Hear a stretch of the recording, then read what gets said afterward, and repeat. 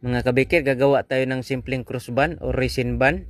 Request ito mga kabikir, napakalambot nito at napakadaling gawin lang. Panoorin ng video mga kabikir. Ito yung mga ingredients.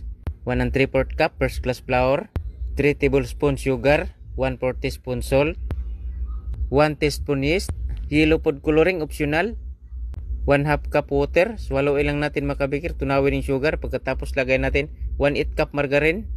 Patuloy lang paghalo mga kabikir. 4 minutes ko itong halo, 4 to 5 minutes. Isa sa mga palatandaan mga kabikir na okay na ito, inipis nyo mga kabikir. Pag hindi na sila pupunit, okay na mga kabikir. So ilagay natin ang ating resin, 1/4 cup.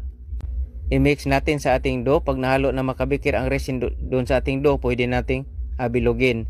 Pagkatapos palsahin natin ng 1 oras bago naman natin siya putulin. Takpan lang kahit anong itakip mga kabikir. Ito cut lang natin 1 oras na. Palabasin lang natin ang hangin bago natin siya putulin mga kabikir. Pinutol ko ito ng 8 piraso.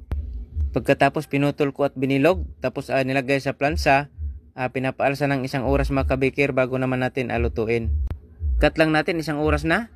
Magtimpla tayo ng 1/8 cup first class flour at 1/8 cup water. Haluin natin. Ito ang ilagay natin cross mamaya. Pero unahin natin ang pagpahid sa itlog mga kabikir. Isunod ang paglagay ng cross. Pagkatapos lutuin ka agad mga kabikir. Ito na ang finished product ng ating resin band or cross band.